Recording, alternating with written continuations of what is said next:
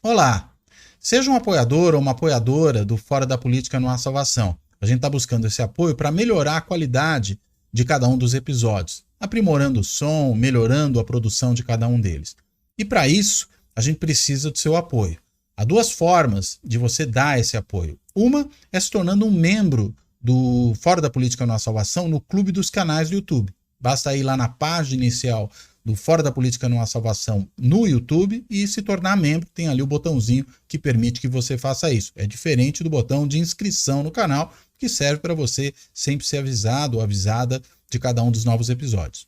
A outra maneira é ir até o site benfeitoria.com e no benfeitoria.com procurar pela campanha do Fora da Política Não Há Salvação. Daí, assinar com o valor que você achar que deve, né, assinar o canal e com isso contribuir para essa sustentação do nosso projeto por aqui.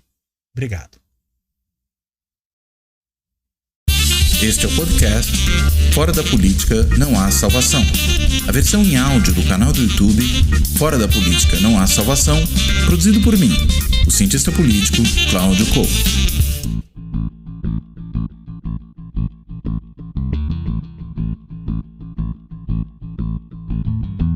Olá! Este Fora da Política Não Há Salvação vai tratar de um aspecto muito interessante da disputa política no Brasil e do contexto de radicalização da política brasileira, ou, como muita gente aponta, da polarização ou de uma polarização extremada. É esse o tema com o qual nós vamos trabalhar hoje. E para isso, eu convidei um colega, um notável, talvez um dos maiores cientistas políticos brasileiros, que é o professor Marcos André Mello. O Marcos, ele é professor titular de ciência política na Universidade Federal de Pernambuco. Ele já foi também professor visitante no MIT, na Universidade de Yale, né? E ele tem também uma coluna semanal na Folha de São Paulo que não falha, toda semana, faça chuva ou faça sol, seja Natal ou seja Dia das Mães, ela está lá saindo na Folha nas segundas-feiras. E eu recomendo muitíssimo a leitura da coluna do Marcos, que é sempre muito refinada e muito interessante para compreender uma série de problemas da política, sempre trazendo uma visão muito ancorada aí na produção acadêmica sobre os temas com os quais o Marcos trabalha. E houve umas 3 colunas recentes, e há também algumas mais antigas, que o Marcos escreveu, sobre o que ele vem chamando, na verdade a literatura mesmo a chama, e ele incorpora isso, de polarização afetiva. Ou seja, de um antagonismo político que se desenvolve na sociedade, tendo muito mais a ver com afetos do que, digamos, com uma avaliação racional do desempenho do governo ou de preferências em torno de políticas públicas. E eu vou querer hoje discutir com o Marcos exatamente isso. O que é essa polarização afetiva? Talvez até um ponto interessante da gente trabalhar um pouquinho mais à frente nessa conversa seja a questão dessa avaliação muito resiliente do Jair Bolsonaro, que consegue preservar ali um terço aproximadamente de eleitores e de pessoas que aprovam o seu governo, a despeito de uma série de problemas do ponto de vista objetivo desse governo, né? Quando a gente olha as diversas áreas, não dá para dizer que é exatamente um governo que tenha muitas realizações a apresentar. Diria até eu, muito pelo contrário, né? A gente vive também um cenário econômico terrível, né? De desemprego, de alta inflacionária, de baixo nível de atividade econômica, enfim, uma série de problemas. Não obstante, Bolsonaro segue aí firme e forte para aquele 1/3 dos eleitores. Será que essa polarização afetiva ajuda a entender isso? Ou seja, os afetos dos eleitores bolsonaristas explica porque, ou dos simpatizantes bolsonaristas que acabam se convertendo em eleitores, explica porque eles estão tão presos ao Bolsonaro a despeito de qualquer tipo de avaliação, de consideração objetiva do desempenho do governo? Será que é isso? Enfim. Sem maiores delongas, eu quero primeiro aqui agradecer ao Marcos por topar essa conversa, é uma grande honra tê-lo aqui, dar as boas-vindas a ele, e começo com uma pergunta que está aí logo na abertura de uma dessas últimas colunas que ele escreveu sobre o tema. Marcos, dá para dizer que hoje no Brasil uma boa parcela do eleitorado, não sei se toda ela, mas enfim, uma boa parcela do eleitorado, ela leva muito mais em conta os seus afetos políticos do que propriamente uma avaliação objetiva de políticas públicas, ou mesmo suas preferências substantivas em termos de políticas públicas para considerar de quem gosta e de quem não gosta? Por favor. Cláudio, prazer enorme estar aqui com você. Faz tempo que a gente não interage assim, então é de fato um prazer enorme aqui poder participar e fico lisonjeado com o convite aqui para a gente discutir esses temas e agradeço também, obviamente, a generosa introdução que se deve à nossa longa amizade, já tem mais de 20 anos. O primeiro ponto, né, a polarização que a gente está enfrentando, ela é fundamentalmente afetiva ou ela é marcadamente ideológica ou programática, né? Eu acho que ela é afetiva. E essa é uma característica não só da polarização no Brasil, mas também fora do Brasil, tá certo? Então, nos Estados Unidos, onde esse debate se iniciou, a gente teve, pelo menos faz 10 anos que esse tema comparece aí na agenda das pesquisas nos Estados Unidos e no debate público mais amplo. Então, se tentou quantificar, né, e mensurar essas coisas, e, de fato, as evidências são bastante, digamos assim, robustas de que, de fato, o componente afetivo é o mais importante, né? Como é que você chega a isso, né? Há várias métricas para você medir a polarização. Então, uma delas é o sentimento do eleitor em relação aos partidos. Então, nessa métrica, de 1 a 10, você é o termômetro, né? Você diz o quão quente é o seu sentimento, né, no sentido de ter mais afeto, ou quão frio você se sente em relação ao partido com o qual você tem simpatia e o partido rival. E a gente tem isso, pelo menos, desde final da década de 70, início da década de 80 até hoje.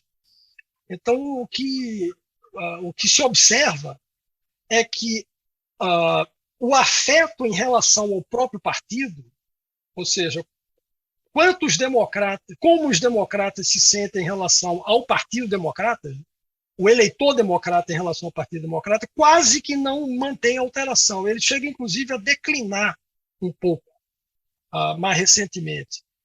Enquanto o desafeto em relação ao partido rival, ele sobe de uma maneira monotonicamente, né? Nos últimos 10, na realidade mais, pode-se traçar isso a um período até anterior, desde o início dos anos 2000 aí. Então, a polarização ela está ancorada numa rejeição do rival, porque você poderia ter até o fenômeno oposto, né? As pessoas gostam mais do seu partido e mantendo similares ou estáveis o seu desafeto em relação aos rivais, você crescentemente criaria uma polarização, mas o que acontece é exatamente o contrário. Então, essa é uma das métricas aí em relação à polarização afetiva. Há várias métricas também que dizem respeito ao que se chama distância social, né? Então, quão desconfortável você se sente em relação a ter um parente, um filho, um colega de trabalho, um vizinho de um partido rival. Então, nos Estados Unidos, especificamente com relação a ter um filho ou filha que case com alguém do partido rival, 4% se sentia desconfortável no início da década de 60. Isso pulou para 40% no período recente. Então, é um aumento de 10 vezes. Né? Quer dizer, quem é democrata não suportaria ter um filho ou filha tendo como companheiro alguém do republicano e vice-versa. Há pesquisas que mostram que uma coisa é mais acentuada no partido, no grupo, né? e outro, e por aí vai. Fora vários outros domínios, né, que mostram que o partidarismo, que a polarização afetiva, ela importa muito e ela transborda para outros domínios não políticos, né? Aquele estudo do Sunstein que se chama "Você iria para um médico republicano? Would you go to a Republican doctor?" Sinaliza bem isso, né? As pessoas que são democratas, se identificam muito com o Partido Democratas, eles desconfiam, inclusive, da competência técnica de de um médico do partido oposto, né? Isso é obtido através de estudos experimentais, com centenas de atores, né, participantes do experimento. Então, assim, vários domínios da vida são afetados pela polarização. E isso se dá via essa rota das emoções, né? A rota das emoções é que predomina. Aqui no Brasil, a gente teve, na semana passada, foi noticiado aí que um motorista do Uber se negou, eu acho que ia levar um petista ou um bolsonarista. Agora eu já não lembro do que se tratava exatamente. Mas quem era o petista, quem era o bolsonarista, né? Se era o motorista ou se era o passageiro? Boa pergunta, porque exatamente é esse o ponto, né? E ele se negou, então isso é uma manifestação clara da polarização afetiva entre nós. Agora, indo direto ao ponto, né? E a polarização tradicional, programática, que tem uma natureza mais ideológica, etc. O que é que acontece com ele? Com ela, né? O Gallup tem um estudo sobre casamento interracial, a aprovação do casamento.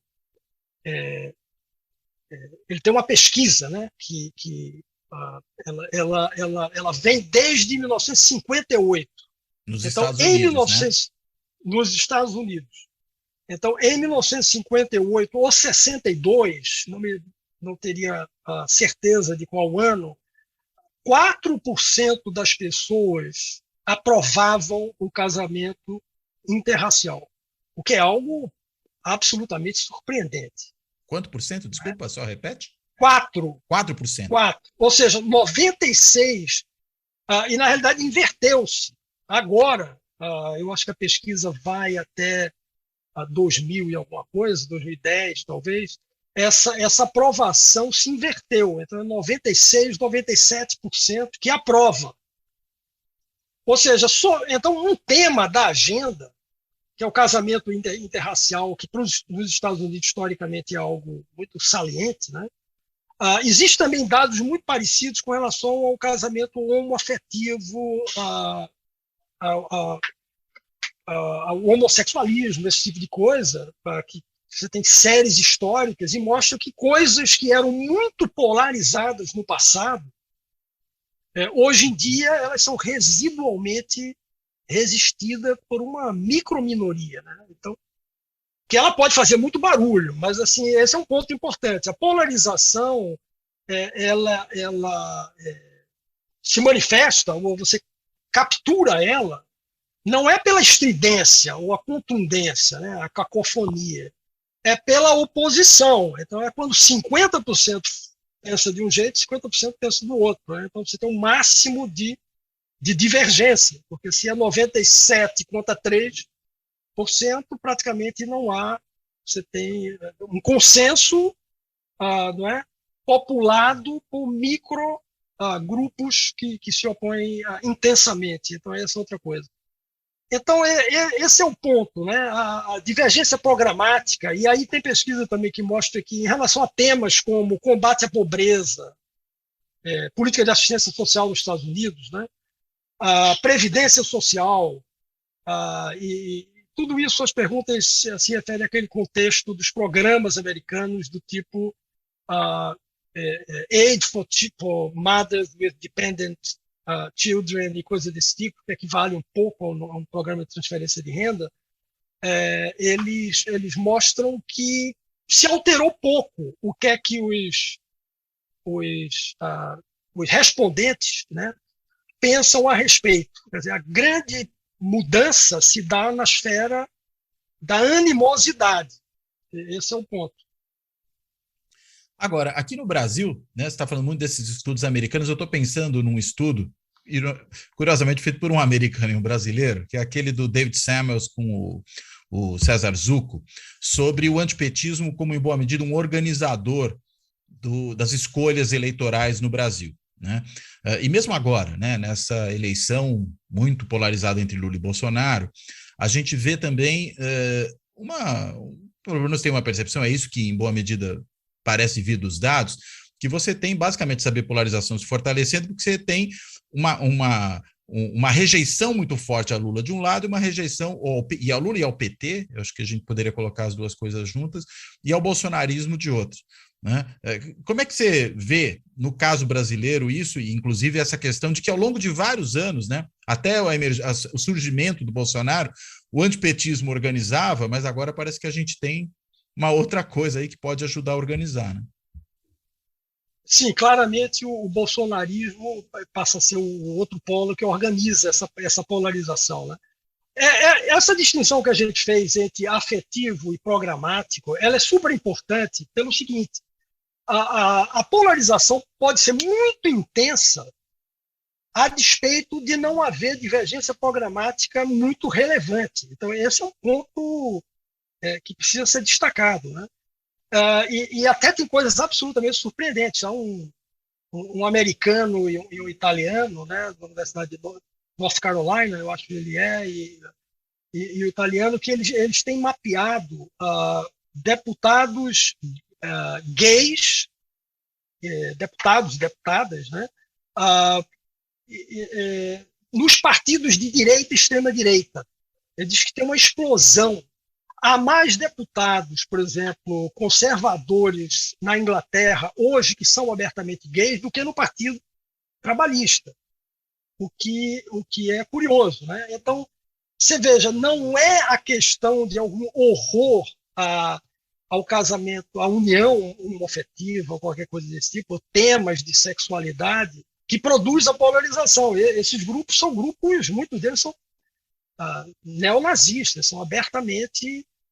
E é um estudo muito interessante para ver essa questão da polarização, que ela pode se dar entre indivíduos que pensam parecido. Né? Existe algum outro eixo. Pensam parecido em relação a políticas públicas, está falando? A políticas públicas, ou pelo menos algumas políticas públicas, inclusive políticas públicas onde você jamais esperaria que houvesse algum consenso. Né?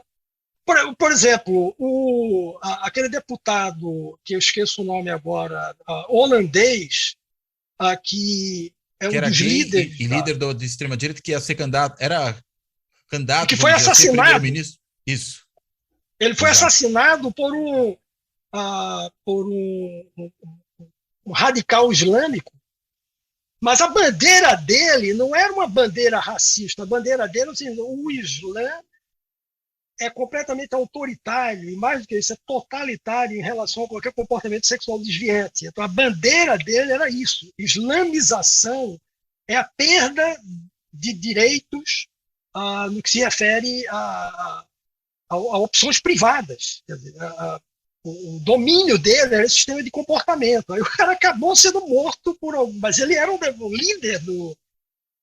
depois ele foi substituído pelo o Wilders, né, esse novo aí, mas ele era a grande estrela da extrema-direita na Holanda e ele era um líder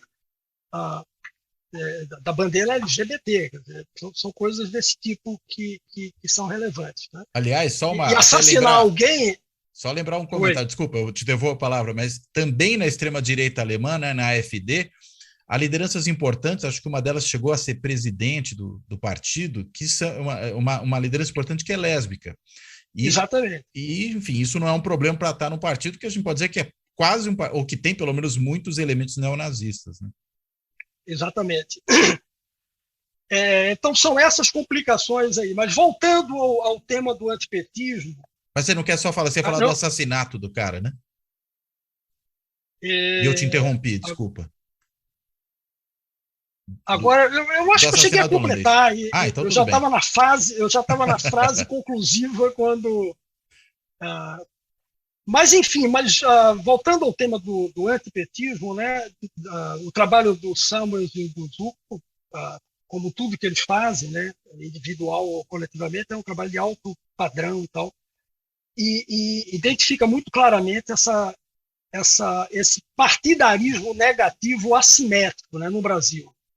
E o partidarismo negativo assimétrico é o partidarismo nos Estados Unidos. Essa rejeição do partido adversário é um exemplo do partidarismo negativo. No Brasil é assimétrico, porque, a rigor, o nível de partidarismo no Brasil é, do ponto de vista comparativo, muito, muito, muito baixo. Né? Você tem uma ideia, em 2018, aquela pesquisa do ESEB, né, o Estudo Eleitoral Brasileiro, você tem essa pergunta e 80 e pouco, 85, talvez 84% das pessoas disseram que não tinha simpatia por partido nenhum. Isso, do ponto de vista internacional comparativo, é absolutamente surpreendente. Né? É claro que no contexto de 2018 é um contexto muito peculiar e as coisas mudaram. O PT, a identificação partidária com o PT caiu muito. Né? No Brasil, chegou a 83%, 85% das pessoas que não se identificam com partido nenhum.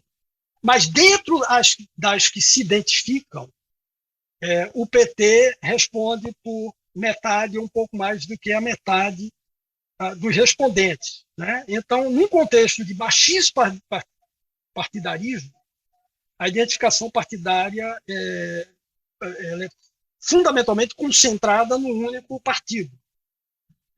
Então, o que é que isso... quais são as especificidades, quais são as implicações, melhor dizendo, né, disso? Esse partidarismo negativo assimétrico. Né? Só o PT passa a ser objeto de rejeição. Agora, o rótulo antipetismo, ele reflete também, e ele foi alimentado pelo próprio partido como uma estratégia de sobrevivência, uma estratégia política. Porque, de uma certa forma, ao colocar o label antipetismo em relação a qualquer coisa, de uma certa forma, você imuniza, você blinda com relação à crítica, né? À accountability, etc. A gente volta quase ao século XIX. Né?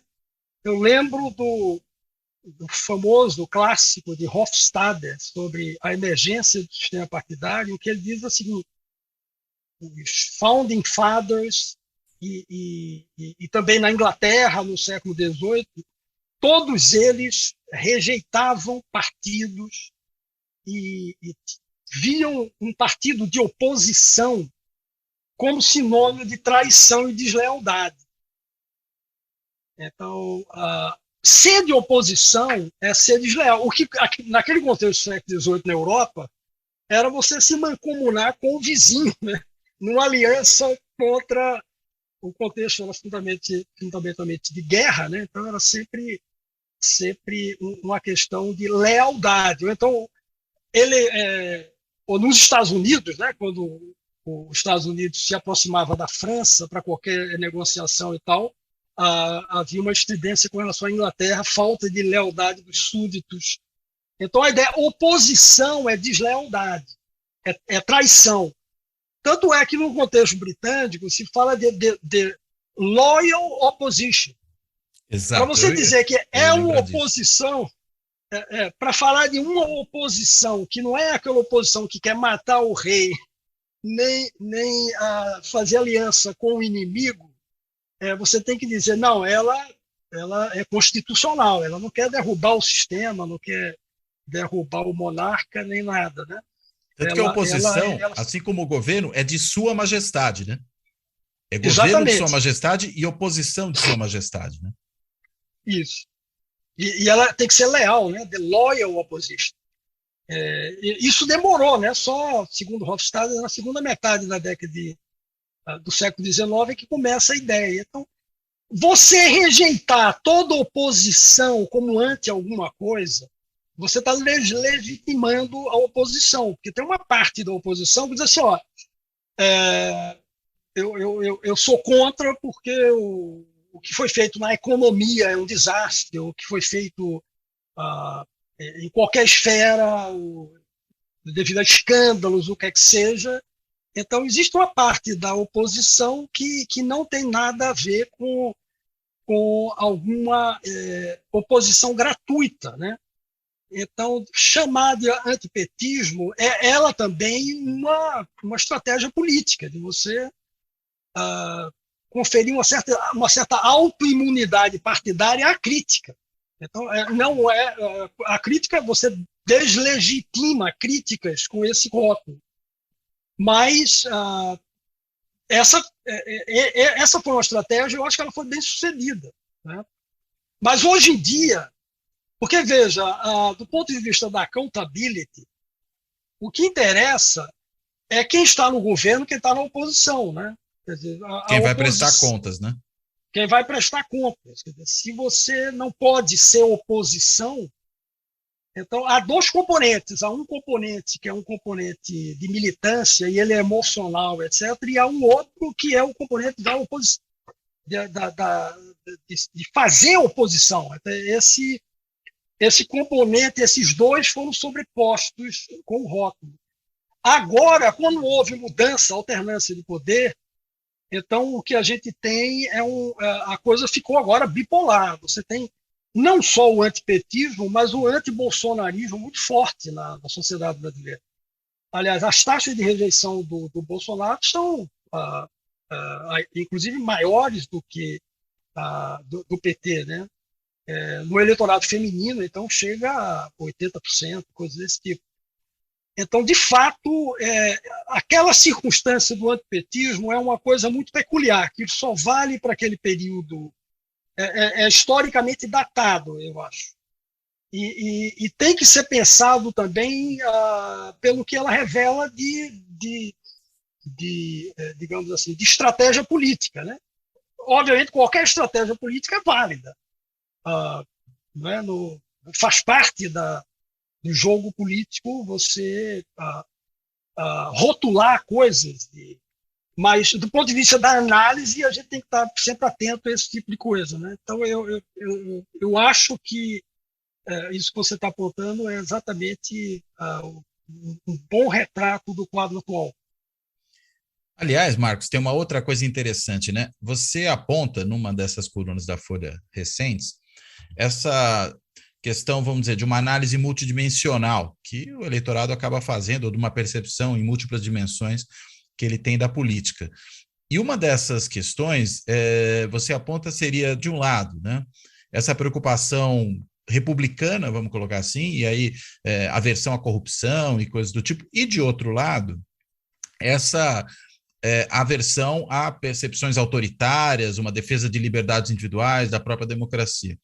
A gente está vendo hoje aqui que, inclusive, essa bipolarização entre Lula e Bolsonaro, entre o petismo e o bolsonarismo, ela se dá muito nesses termos, né? De um lado, você tem um governo e um presidente que falam, não, nós somos contra a corrupção, no meu governo nunca houve corrupção, né? Do outro lado, tem o Lula ladrão, né, como eles gostam de chamar, ou então o ex-presidiário, ou coisas do tipo, né? E aqui não, aqui não tem corrupção. E do outro lado, você tem, olha, ali tem um autoritário, né, uma ameaça à democracia, e isso justifica, inclusive, a criação de uma frente ampla.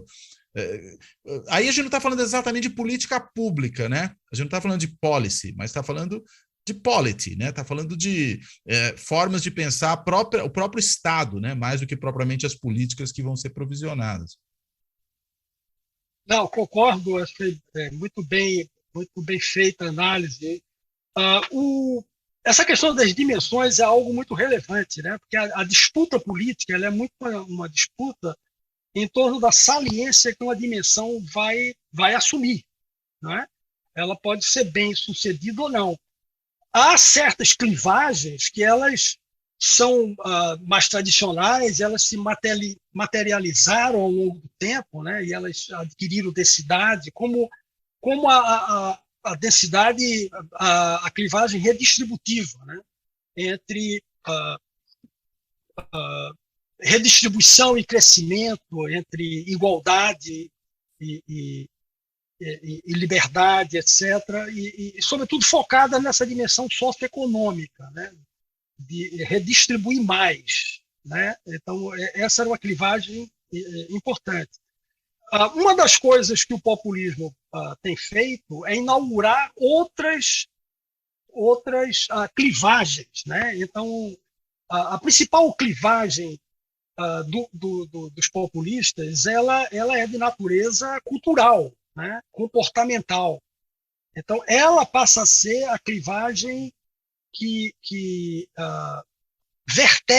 passa a vertebrar a disputa política. E, de uma certa forma, ela torna a discussão sobre a distribuição de renda, políticas sociais, política econômica, né, emprego, esse tipo de coisa, ela se torna secundária. Mas ainda tem um outro componente mais perverso no populismo ainda. Quer dizer, ele não só produz um novo eixo, então a imigração, a identidade nacional, a pátria, os valores, etc., né, passam a ser o principal articulador, né, vamos dizer assim. E dentro daquela disputa, a social-democracia foi muito associada com a ideia de redistribuição de renda, etc. E, de uma certa forma, ela se descurou da questão do patriotismo constitucional, né? O patriotismo republicano, você valorizar o país, as instituições, a tradição, etc., mas numa dimensão republicana e não nacionalista, xenófoba, etc. Então, esse déficit aí foi capturado pelos novos populistas, pela nova direita radical, e isso tem implicações. Bom, esse é o ponto, é um componente, né? O segundo componente que eu estava me referindo é que o tipo de representação que está por trás do populismo não é uma representação tradicional de eu tenho um mandato que me é conferido pelo eleitorado, associado a uma certa plataforma, e eu representante ou governante, eu vou submeter os resultados, né, ao crivo popular, né? Então, eu tenho um mandato que é dado pelas urnas, então a representação se dá nesse movimento de accountability, ver o quanto você cumpriu ou fez, cumpriu a sua plataforma, etc. Mas um dos efeitos do populismo é deslocar essa questão e substituí-la pela representação descritiva, né? A representação descritiva é a ideia de que o bom representante ou o bom governante é aquele que se parece com os representados. Mas aí você esvazia a atividade de representação, a representação como atividade, para ser mais preciso. Porque alguém é um bom representante não pelo que ele faz, mas pelo que ele é. Então, o líder populista diz assim, eu sou o representante dos descanizados, eu sou o representante da France profonde, né, da França profunda, ou do que quer que seja, da pátria verdadeira, dos cristãos, da cristandade ocidental, como o Orbán se coloca. Então, se ele é o representante disso, né, é o símbolo, ele se torna o símbolo disso, ninguém pode ser um mau símbolo, né, por construção, né? A Hannah Pitkin chamava atenção para isso, né? Então, a ideia de que você só é bom se você mostrar os efeitos do que você fez e não pelo que você é, a escapatória sempre é, eu não pude fazer porque não deixaram, né? As instituições internacionais não deixaram, os checks and balances não deixaram, o Congresso, e mais importante ainda, as instituições de controle, né? O Supremo, o Judiciário e as instituições de controle não deixaram que eu fizesse. Então, o meu déficit político, né, de implementar mudanças, ele fica plenamente justificado. Então, há esse deslocamento aí. A polarização produz isso, porque o bom representante não é julgado pelo que ele faz, mas pelo que ele simboliza, né? Pelo que ele é, e não o que ele faz. Então, basta ele ficar fazendo uma campanha permanente ou perpétua, criando muito barulho, e depois ele diz, olha, eu fiz muito barulho tentando fazer mas sem apresentar resultados, né?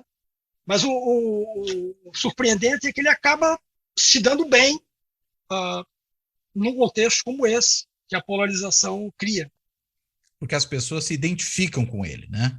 Agora, eu estou pensando, será que qual é o calcanhar de Aquiles dessa estratégia? É, por exemplo, você ter a hipocrisia revelada ou a falsidade disso? Olha, ele diz que é um bom cristão, mas olha como ele realmente é. Ou ele diz que é honesto, mas olha como ele realmente é. Ou ele, enfim, diz que tem tais crenças e valores, ou que encarna tal tipo, mas olha a contradição. É por aí que funciona o desmonte disso?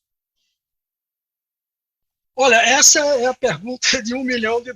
Que os marqueteiros estão fazendo, né? Essa é a discussão mais relevante mesmo. Porque assim, há uma coisa que já foi identificada até fora desse contexto de polarização, que é o comportamento follow the leader, né? Siga o líder, aplicado à representação política, que é o que o Gabriel Lenz mostra, né?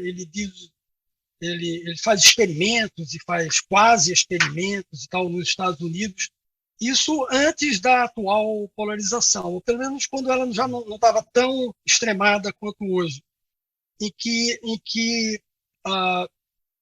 ele percebe que as pessoas escolhem o líder primeiro e, na sequência, é que ele vai olhar ou vai assumir ou defender ou assimilar as questões, os pontos que ele defende, a sua plataforma, né?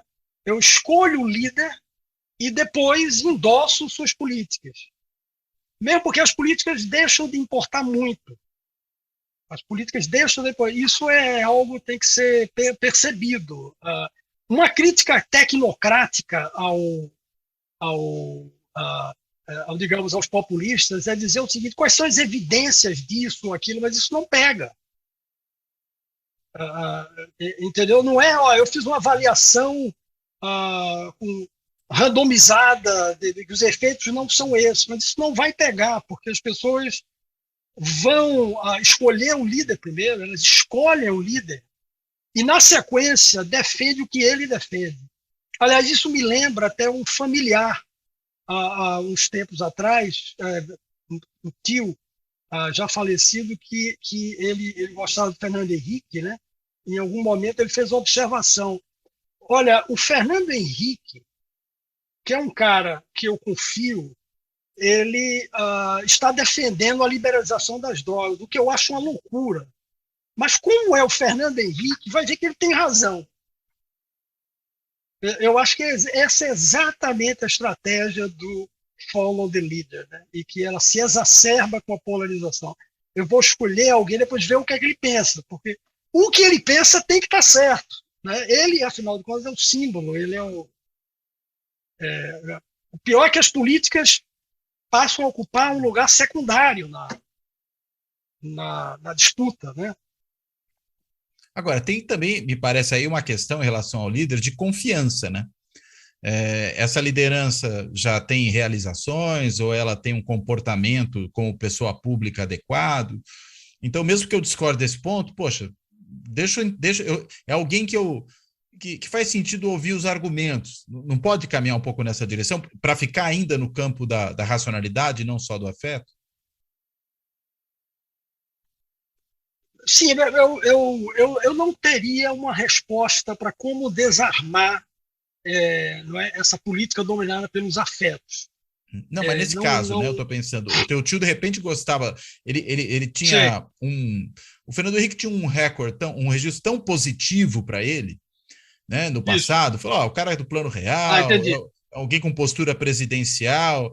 Isso que ele está falando agora eu estou achando muito estranho, mas como ele está falando e ele é alguém que normalmente acerta, será que agora eu não poderia confiar nele também? Pelo menos ouvir o que ele tem a dizer sobre isso? De uma certa forma, você está, de uma certa forma, reformulando a argumentação de uma certa e dotando-a de uma certa racionalidade, né? Ou seja, é com base em resultados que eu já vi e já observei e tal. A rigor não é um caso, digamos assim, exemplar do que ocorre sob a polarização, né?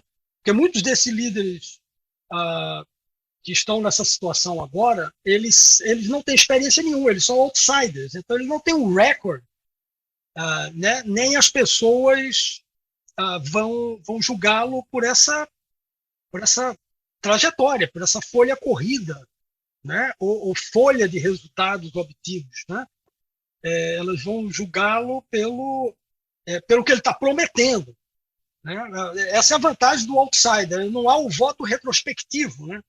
É só um voto prospectivo do que você, da sua promessa em relação a que mudanças implementará, no qual obter o resultado é secundário ao esforço de fazê-lo, ou a lição que você que se pode extrair dessa tentativa de fazer, de mudar tudo que está aí, né?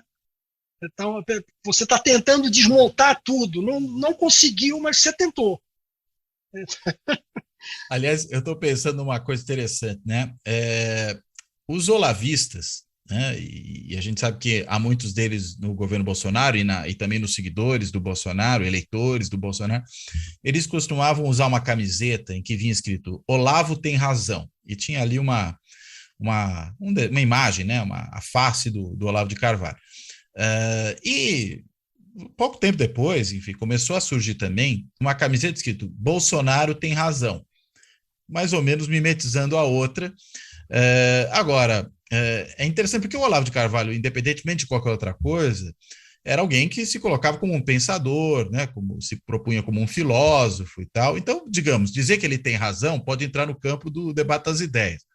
Bolsonaro está um pouco longe de fazer isso, embora eles estejam, né, no mesmo campo ideológico. Agora, dizer que ele tem razão, independentemente do que ele faça, aí é engraçado, né? Você está dando razão, mas numa coisa que tem, ao que parece, tudo a ver com afeto. Afinal de contas, ou com identidade, enfim, ou com essas coisas associadas. É por isso, talvez, que ele seja um mito, né? Como os seus seguidores também gostam de chamá-lo, né? O mito, você acredita ou você segue, independentemente do que os fatos mostram, né? Uhum. A representação simbólica, né? Se alguém é o símbolo de alguma coisa, ele não pode ser um mau símbolo. Exato. Ele não pode ser... Porque senão não existe uma bandeira ruim, né? Ou, sei lá, uma música que representa o carnaval, ela não pode ser má ou boa, né? Ela representa o carnaval ou não representa, né? Se ela representa aquilo é autoevidente pelo fato que as pessoas estão olhando e enxergando aquilo ali como símbolo de alguma coisa. Então, passa longe a ideia de accountability, né? De responsabilização ou de... então, esse é o outro componente aí importante da equação. Ou de uma avaliação objetiva, né? Isso. Mas você tocou no ponto aí que o governo tem os olavistas e tal. Em larga medida, eles estão fora, né? Agora, né? Residualmente, eles estão fora. Então, essa é a grande transformação isso me remete àquela coisa do que explica a resiliência do Bolsonaro, né? Porque ele fez uma transformação que, em princípio, quando eu vi ela acontecendo, eu digo, isso não pode dar certo.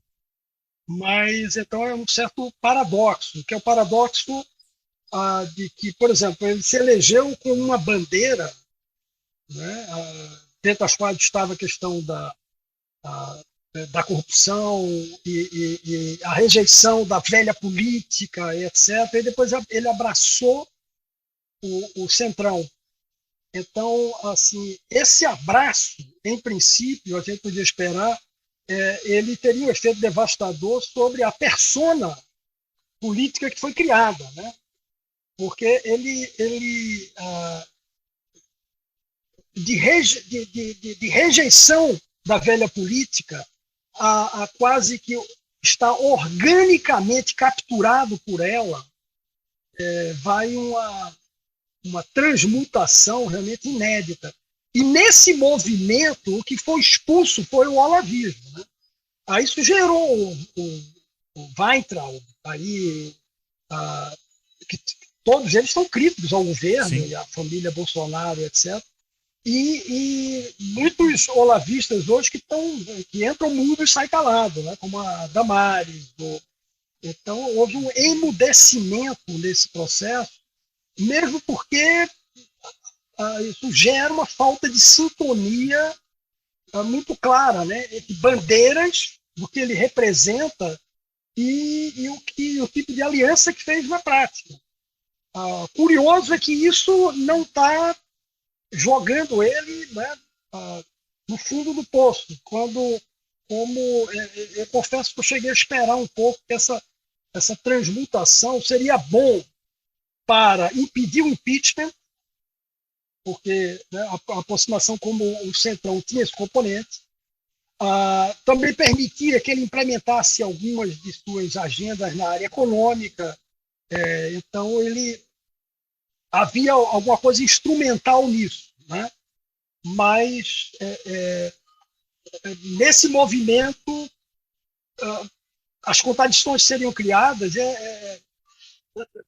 levariam um certo dualismo, né? Em que ele seria popular no Congresso, imensamente popular na sua base, porque dentro dos core voters do bolsonarismo, isso seria intolerável, né? E o próprio Weintraub, quando o Ciro Nogueira foi nomeado, ele fez críticas muito duras, a aproximação com o Centrão, etc. Na realidade, esse grupo foi expelido e ele provou-se pouco, digamos assim, o não fundamental para a sobrevivência, né? Daí está a resiliência. Mas há uma resiliência, mas de qualquer maneira ele não tem uma maioria, né? Então, não confundir uma coisa com outra, né?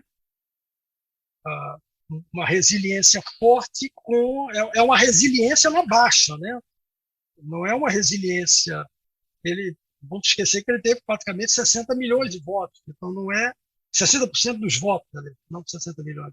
Esses olavistas, parece que um dos poucos, né, que ainda permaneceu no governo, dos mais importantes, deve ter um monte que a gente nunca ouviu falar, né?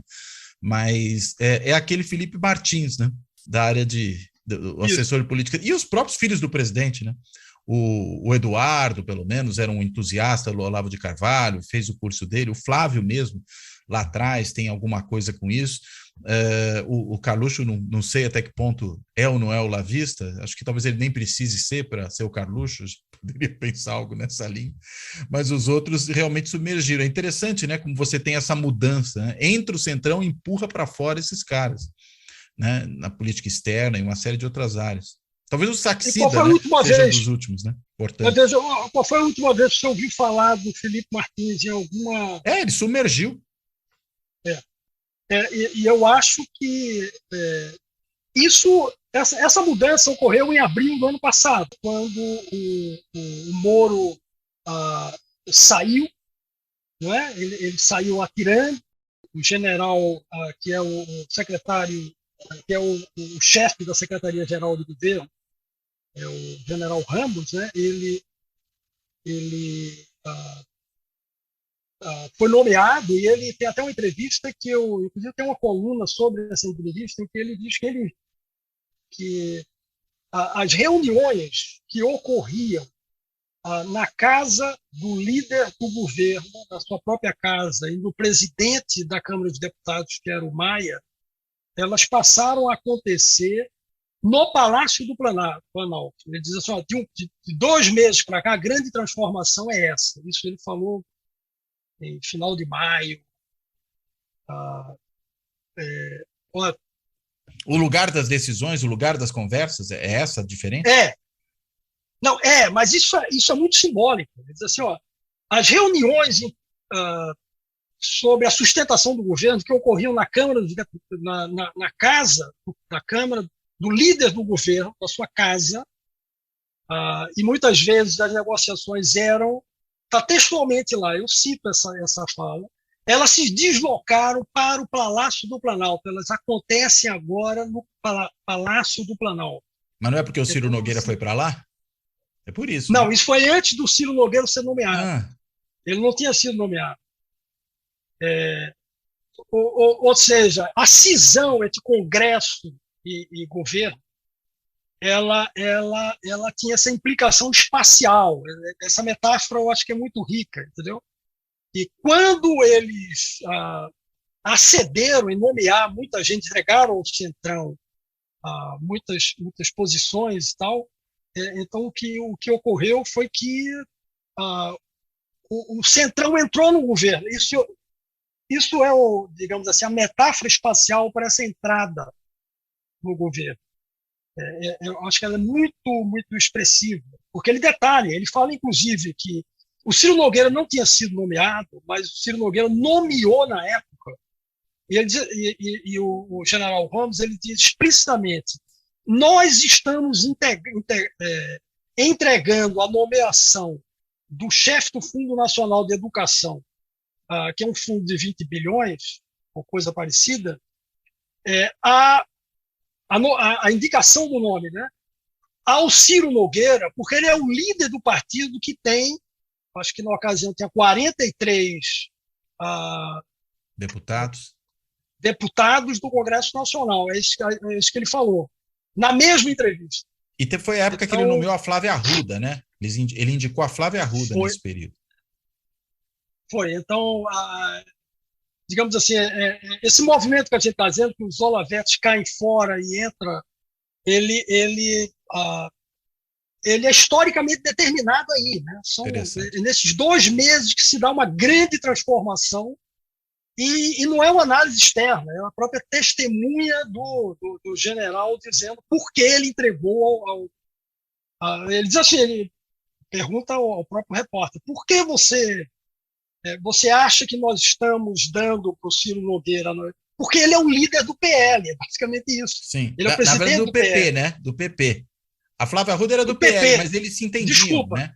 Sim, eu troquei PL por PP. Não, é porque a Flávia Arruda é do PL. Né? Embora ela tenha sido também apoiada pelo Ciro Nogueira quando ela vai para o governo. Né? Ela era, de certa maneira, uma representante do Centrão de maneira mais geral, né? Tá, mas curioso é que nesse momento, aí, durante 6 meses, tudo girava em torno do PP, se você se lembrar bem. Isso foi antes do Bolsonaro entrar no PL e ter com a janela partidária agora, que o governo assumiu um pouco a identidade partidária do PL, mas de júri, digamos assim, né? Quando de fato todas as discussões geravam em torno do PP. O PP é que era esse grande movimento que ele entrou e sai pelos fundos do Olavides. Agora, é interessante, né? Você falou que talvez esse movimento pudesse desgastar, né? Mas eu estou aqui pensando, se a adesão ao Bolsonaro é afetiva, dane-se o Centrão, né? Quer dizer, dane-se o discurso lá de trás contra a velha política. Dane-se a cantoria, né, do general Heleno, que falou lá no ato de comemoração da vitória eleitoral que se gritar pegar Centrão, não fica meu irmão. Tudo isso não importa mais. O conteúdo, mesmo que seja um conteúdo não propriamente de uma agenda de políticas públicas, mas seja um conteúdo relacionado à dimensão republicana, que era até isso cai fora, né? É pura e simplesmente, eu sou parte desse negócio, ou não é por aí? Eu acho que uma explicação seria nessa linha. Eu acho que uma explicação seria nessa linha. A outra explicação é que isso produziu uma defecção. E que ela não tem impacto tão grande quanto se esperava no eleitorado como um todo, né? Tem algum impacto. E, em última instância, esse eleitorado, vamos dizer assim, olavista, ele vai acabar votando no Bolsonaro de mau grado, ou até por voto útil. Então tem pouca repercussão em termos da disputa eleitoral, né? Você acha que alguém que vai votar no Weintraub vai eleger, vai votar em quem para deputado? Qual é o voto presidencial desse eleitor? Então, ao fim e ao cabo, não produz muito impacto. Então são as duas coisas combinadas, né?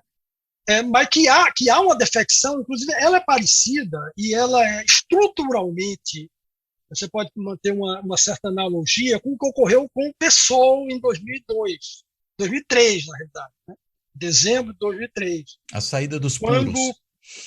A saída dos puros. Então, o Weintraub, o Salles e outros chamavam de puros. Não, puros dentro daquela lógica, né? Os que se dizem, não, nós somos mais fiéis ao nosso ideário do que vocês que ficaram aí. Exatamente. Então, há uma certa... Esse é um processo, vamos dizer assim, universal. Isso não há nenhuma especificidade brasileira nisso, né? Todos os partidos que têm facções internas, etc., eles acabam em algum momento... isso é muito mais comum na esquerda do que na direita, né? Até o Maurice Duverger, ele criou aquele termo sinistrismo. Isso. Sinistrismo é a cissiparidade de partidos grandes de esquerda em filhotes mais puros, à esquerda. Ele batizou de sinistrismo. Eu falei dos puros porque eu lembrei de uma história, uma experiência que eu tive, como você falou do seu tio, eu vou contar uma história relativamente pessoal agora também, de um aluno que eu tinha na PUC, há muitos anos atrás, né, que ele era de um grupo de extrema esquerda, a Liga Estratégia Revolucionária da Quarta Internacional, LERQ, era a sigla do grupo. E ele sempre ia para as aulas e levantava questões do Trotsky e tudo mais, enfim, tinha essa posição. Aí, depois ele já não era mais meu aluno de sala, né, mas ele continuava lá como estudante, e um dia eu cruzo com ele no corredor, ele com uma camiseta do PT. Aí eu olhei para ele e falei, ô fulano, mas o que aconteceu, né? Você saiu, mudou de posição? Ele falou para mim assim, professor, eu cansei de querer ser mais puro do que os outros, né? E aí resolveu botar o pé no chão, né? Era uma transformação sensacional, né? Porque no fim das contas, assim, se moderou, ao se moderado perdeu a pureza, né? Eu estou pensando que os olavistas desempenham um papel mais ou menos análogo aí, né? Num governo, aí que no caso, vamos dizer, no âmbito geral da direita, eles na extrema-direita são os que estão presos ao ideário, até naquela famosa reunião lá de abril, né? Se não me engano, 22 de abril, né? Do governo Bolsonaro, aquela que acabou sendo revelada, o Weintraub mesmo, ele diz num determinado momento que ele ainda é um dos que estão ali, dentre os ministros, que se manteve mais preso à militância, né?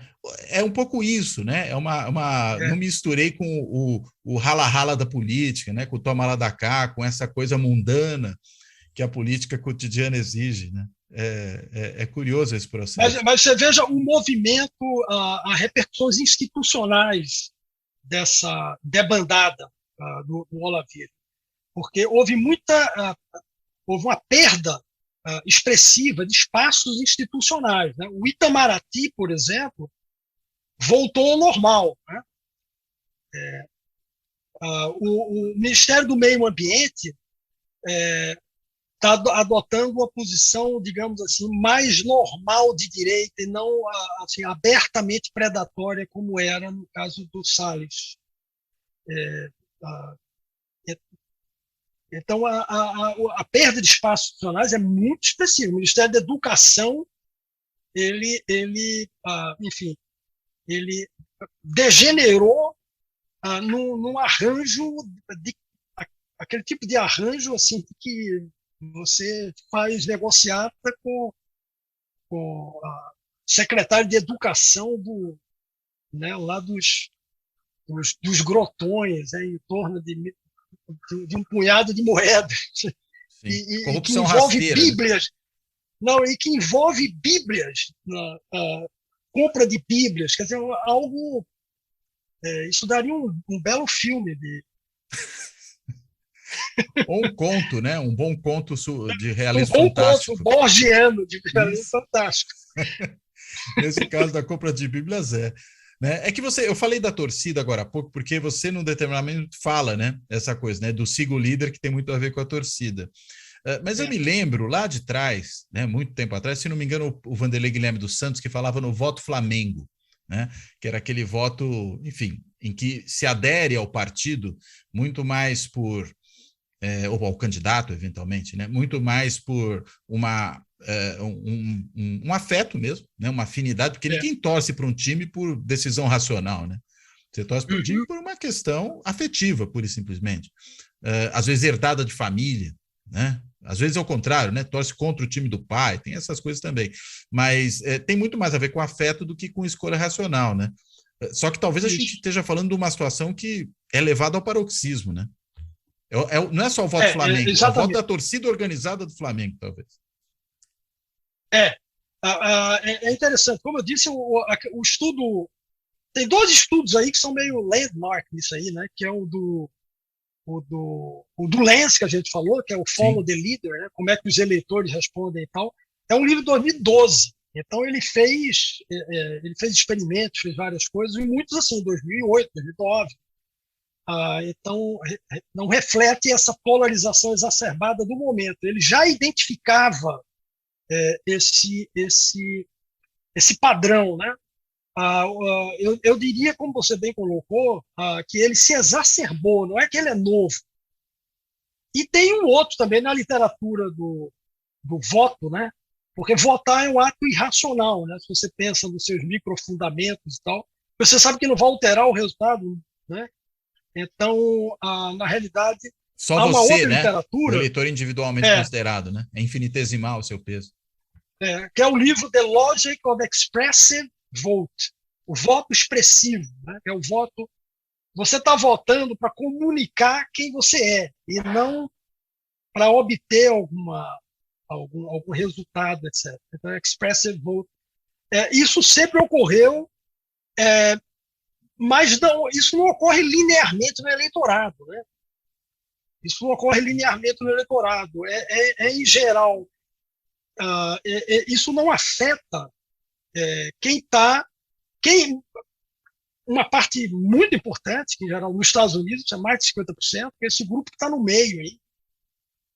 Você sabe que os independents, nos últimos registros aí, eles são o maior grupo nos Estados Unidos, né? Porque quando você se registra, você tem que dizer se você é democrata.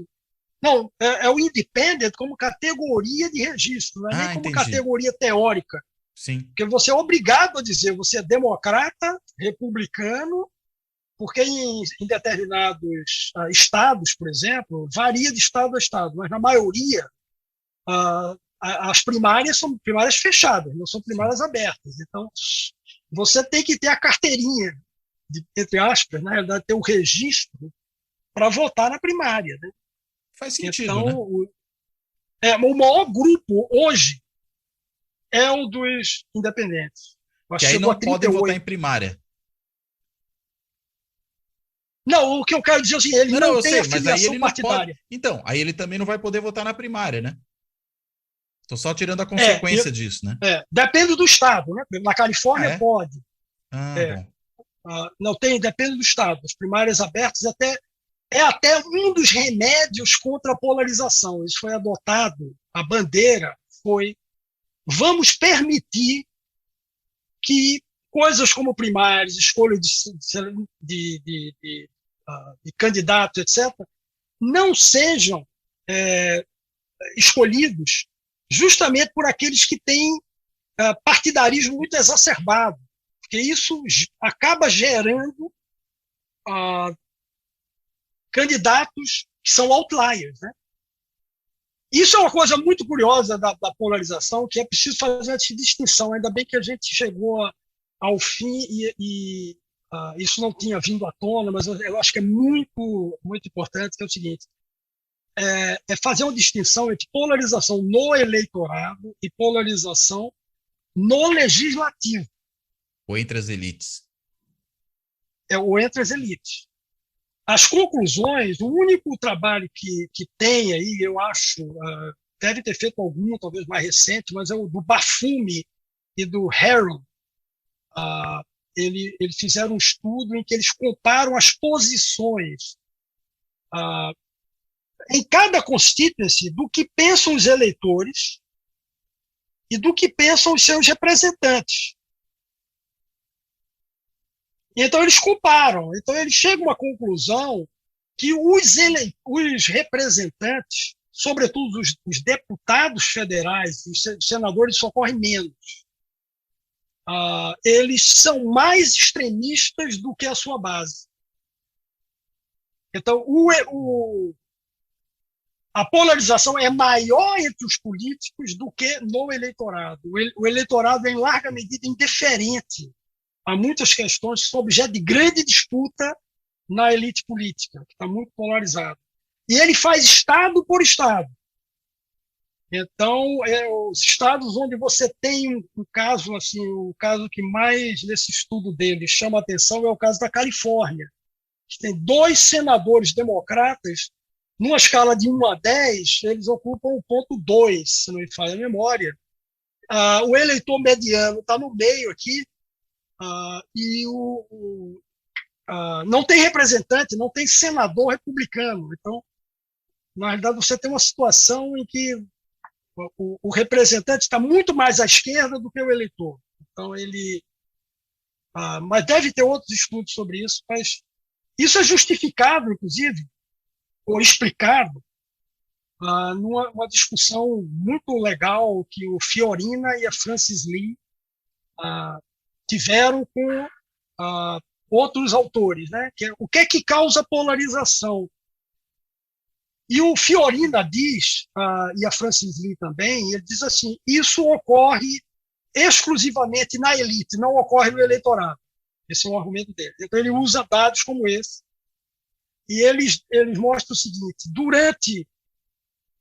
entre 1933 e 1983, que são 50 anos, o Congresso foi dominado pelos democratas. Só em 1995, o presidente da Câmara dos Deputados foi um republicano, foi o Newt Gingrich. Isso, o do impeachment do, em 95. do Clinton. Exatamente, a primeira vez em 50 anos. Ou seja, 2/3 do período que vai da década de 30 até meados da década de 80, os democratas controlavam o Congresso. Então, ou pelo menos a por isso Câmara, que você né? não. Aí por isso a Câmara. Não houve um outro ano, 49, 50, Eisenhower, quando foi presidente. Então, houve algum momento ali, 1 ou 2 anos, mas quase 70% do período a Câmara dos Deputados era democrata. Aí o que é que isso acarretava? Não existia uma polarização muito grande. Quando acabou o domínio democrata, isso foi uma coisa muito competitiva, eles passaram a se bicar mais, e a polarização é resultado da competição política que ficou muito exacerbada. Então você tem que produzir um escândalo ou fazer uma coisa hiperbólica e acusar o outro de perigos do que ele está propondo. A barganha ficou muito difícil, porque bastava um voto para perder e ganhar. Então, ele dizia, a polarização no Congresso é subproduto da competição política. Interessante. Agora, o pessoal do outro lado, eles dizem que a polarização, que é o pessoal que trabalhou mais a polarização afetiva, né? Inclusive o conceito e tal, eles centram muito na ideia da polarização como estando associada ao sorting, que é a autosseleção partidária de grupos sociais. Eles dizem assim, o Partido Democrata, até a década de 70, era um partido que tinha quase metade dos seus componentes que eram, na prática, para todos os efeitos, republicanos. Como eles eram brancos, mas eles eram sulistas, culturalmente eles eram democratas, que é o Partido do Sul. Sim, antes da virada, né? Aí na década de 60, final da década de 60, é que houve esse processo pelo qual esse grupo de democratas saiu do Partido Democrata. Sim. Aí isso fez com que a mediana da posição política dos democratas se tornasse mais à esquerda do que era. Uhum. Então o partido... E isso aconteceu também um pouco depois, e tem crescentemente acontecido, com relação à religião. Cada vez mais quem é neopentecostal, o evangélico de um determinado tipo e tal, eles se tornaram republicanos. Eles largaram o Partido Democrata. E o eleitorado negro cada vez mais se tornou democrata, né, por causa disso. Então, isso faz com que os democratas possam ser associados a um estereótipo. A base é o quê? São as minorias que não são evangélicas ou pentecostais, e etc., etc. Há um perfil social demográfico. E os republicanos a mesma coisa, o partido dos evangélicos, etc. Então, esses estereótipos é que esse produto desse sorting, né, que é o termo que é usado, é que gerou a polarização. Esse é um argumento da Liliana Mason e vários outros pesquisadores aí, que explica pelo sorting, é o que aconteceu na sociedade se refletindo no sistema partidário. Então esse é o grande debate americano, né, em torno das explicações aí. Agora, eu mencionei uma coisa ali atrás, quando você falou dos independentes, e você me corrigiu, que era a questão do registro formal do eleitor. Só esse último ponto que acho que era só legal esclarecer. E eu falei dos voláteis, falou, não, aí é outra coisa. Agora, os voláteis nesses contextos, né, em que o eleitor não se autocoloca dentro de uma caixinha partidária ou não está afetivamente preso a um partido ou a uma liderança, eles ganham uma importância imensa, né, na disputa.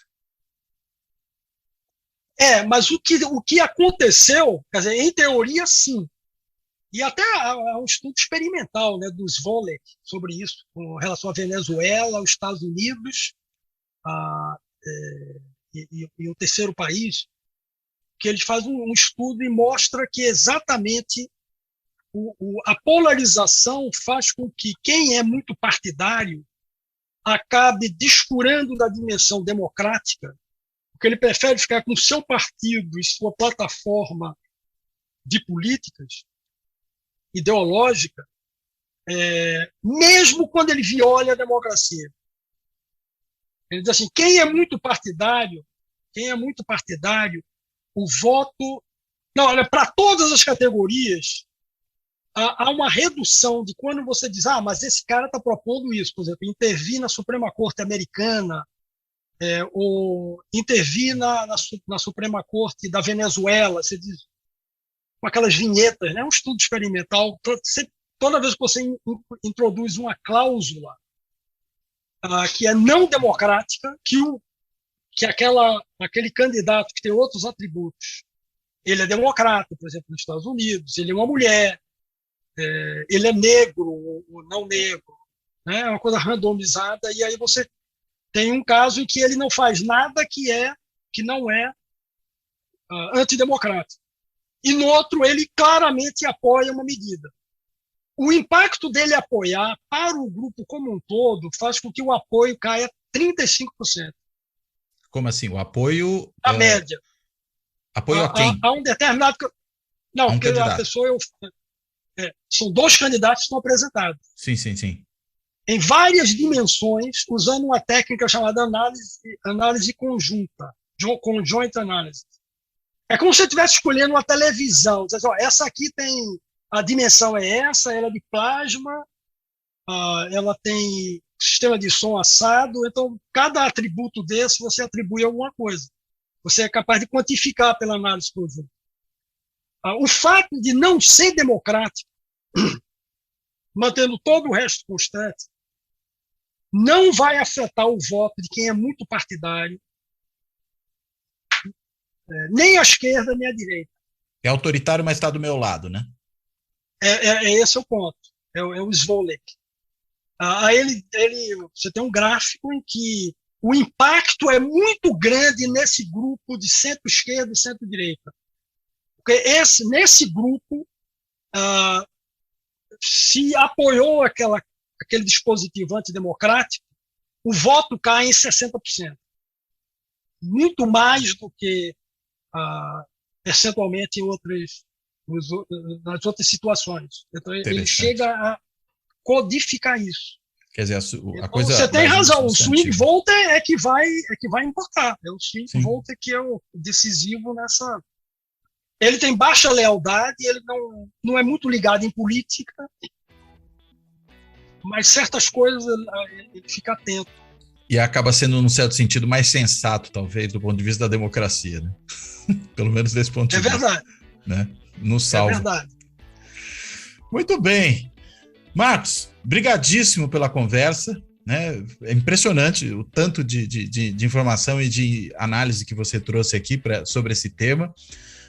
E aí eu já te devolvo a palavra aí para você fazer a amarração final. Se porventura ainda tem alguma coisa que você acha importante resgatar ou lembrar que a gente possa não ter passado por ela, por favor, deixo a palavra com você.